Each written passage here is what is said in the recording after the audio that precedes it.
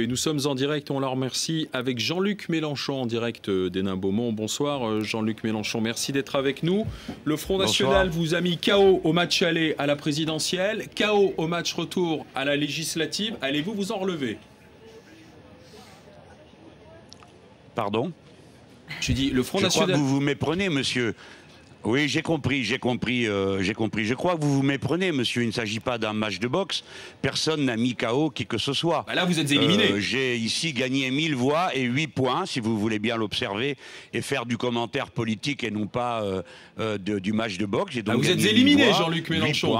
Vous êtes au tapis, vous êtes éliminé. Pour maintenir au deuxième tour. Pardon? Non, mais je dis, vous êtes éliminé du second tour de la législative. Votre objectif était bien d'être élu député sur place. Oui, oui, en effet.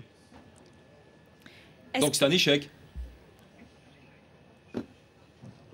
À quel point de vue, monsieur? Vous n'êtes pas au second tour, Jean-Luc Mélenchon. Je veux bien qu'on tourne autour du pot. Vous n'êtes pas au second tour de l'élection législative, donc vous avez perdu. Non, on ne tourne pas autour du pot. Mais attendez, mon petit bonhomme. On ne tourne pas autour du pot. Qu'est-ce que vous voulez me faire dire? Faites la réponse tout de suite, comme ça on sera tranquille. Qu'est-ce que vous voulez?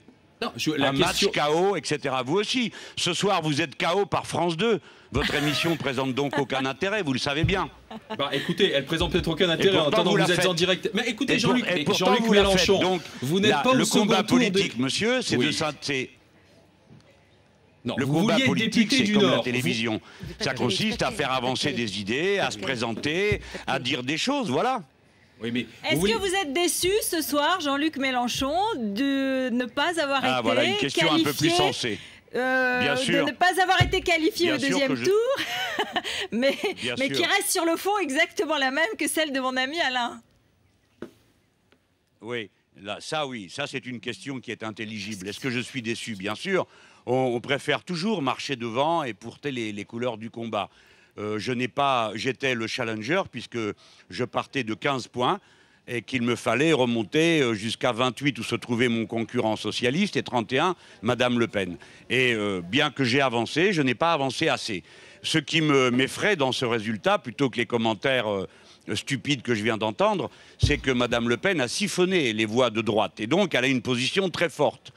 Et je crains que la bataille soit très dure ici maintenant. J'aurais aimé la mener. Les électeurs en ont décidé autrement. Je m'incline, c'est la démocratie. En démocratie, le plus dur n'est pas de gagner, c'est d'accepter de perdre. Alors Jean-Luc Mélenchon, vous étiez allé à Hénin-Beaumont en disant finalement que vous défendiez l'idée que les immigrés n'étaient pas le danger pour la France, que le danger c'était les banquiers. Vous êtes dominé par Marine Le Pen. De ce point de vue, vous aviez pris une responsabilité. Comment allez-vous surmonter ce problème politique qui est important ? Lequel, monsieur? Je n'ai pas compris. Sur l'immigration. Mon opinion n'a pas changé. Oui, mais c'est ça que vous voulez dire.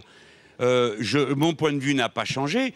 Au demeurant, je ne crois pas que mon concurrent socialiste pense que l'immigration est le problème numéro 1 de la vie de la France. Par conséquent, vous devez considérer qu'il y a là un grand nombre de gens qui pensent comme moi, mais pour le reste, c'est la démocratie. Et si vous n'étiez pas certains, je ne dis pas vous qui êtes parfait, excellent, mais si certains ne passaient pas leur temps à expliquer que Madame Le Pen a été dédiabolisée au moment où elle distribue des tracts avec des sous-titres en arabe appelant à la haine raciale, peut-être que la tâche des démocrates et des républicains serait facilitée. Mais je n'en demande pas plus que cela, le droit pour moi de défendre mes idées. Et ensuite, ce sont les électeurs qui tranchent, il faut s'y faire.